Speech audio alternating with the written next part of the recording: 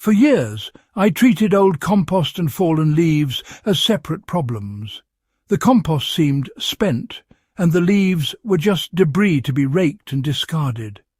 But then I tried something different, combining them in a single pile with a careful layering approach, and what happened surprised me. Within weeks, the pile began regenerating itself. Microbes, worms and fungi moved back in, decomposition accelerated, and the mixture transformed into rich, crumbly soil almost on its own. For the first minute, think about the potential: a single pile that continues to feed itself, rebuild fertility, and produce high-quality compost without constant labour. This isn't a shortcut. It's a method grounded in natural cycles, observation, and understanding how soil life works. Today, I'll explain exactly how you can replicate this system in your own backyard or farm, why it works, and how to maximize its regenerative power. Whether you are a beginner gardener or an experienced livestock and crop grower, this approach transforms organic waste into a perpetual resource, giving your soil a boost and reducing the need for commercial fertilizers.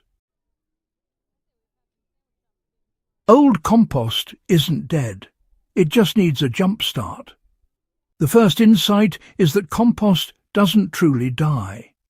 Even piles that have sat for months contain dormant microbes, residual nutrients, and partially decomposed organic matter. By itself, this material can be slow to rejuvenate, especially if it has compacted or dried out.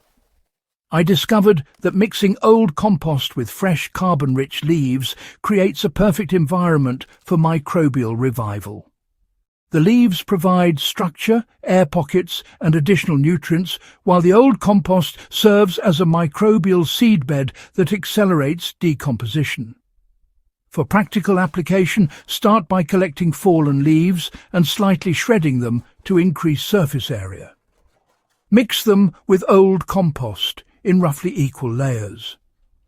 Lightly moisten the pile so it's damp but not soggy. This simple step reactivates microbial activity and sets the stage for a self-sustaining decomposition process. A regenerative compost pile thrives when it mimics natural soil layers. In my experiments, I alternated layers of leaves and compost about 2 to 3 inches thick each. Occasionally, I sprinkled small amounts of manure, garden trimmings, or straw to maintain a balance of carbon and nitrogen. The layered structure prevents compaction, retains moisture evenly, and provides microhabitats for worms, insects, and fungi, all of which contribute to faster breakdown and nutrient cycling. In practice, think of your pile like a living lasagna. Alternating carbon-rich and nitrogen-rich materials ensures that soil life has everything it needs. The layers also help trap water, reduce odours, and maintain a loose texture, which is essential for self-regeneration. Over time, the microbes work from top to bottom, gradually transforming all layers into fertile humus. One of the key lessons I learned is that even a well-layered pile won't regenerate without the right environment. Microbes and worms need moisture and oxygen to thrive. I kept the pile damp like a wrung-out sponge, and occasionally turned it lightly to introduce air. This was enough to stimulate activity without disturbing the pile excessively.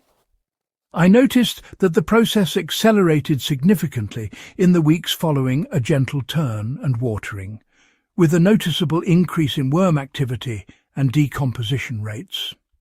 For gardeners, the step-by-step is simple. Check moisture by squeezing a handful of the mixture. If water drips, it's too wet.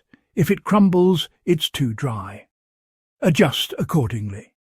Aerate gently once every few weeks to prevent anaerobic pockets and maintain a continuous regenerative process. The real magic happens when microbes, fungi and worms reclaim the pile. Within the first month of combining compost and leaves, I noticed heat generation in the centre, a sign that microbial metabolism was ramping up. Earthworms moved in, fungi sprouted on decomposing leaves, and the structure started to crumble like soft soil. Over time, the pile produced compost that was richer than the original material, with balanced nutrients and excellent texture for planting. To replicate this, continue feeding the pile lightly with kitchen scraps or garden clippings as decomposition progresses. The regenerative process is self-sustaining. The more life you support in the pile, the faster and richer the compost becomes. This approach essentially turns your old compost and leaves into a perpetual soil generator that can feed multiple beds or pastures throughout the year. One of the biggest benefits I've found is versatility. In vegetable gardens, the regenerated compost creates nutrient-rich soil beds that promote strong root growth and sustained harvests. Around livestock areas, the compost and leaf mixture absorbs waste, reduces odour, and recycles nutrients back into pastures.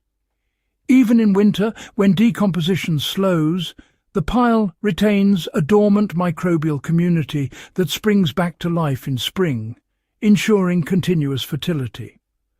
Practically maintain a moderate feeding schedule, keep layers balanced, monitor moisture, and use the finished compost strategically. By doing so, the pile regenerates continuously, producing enough soil amendment to support crops, gardens, and pasture improvements without repeated investment or effort.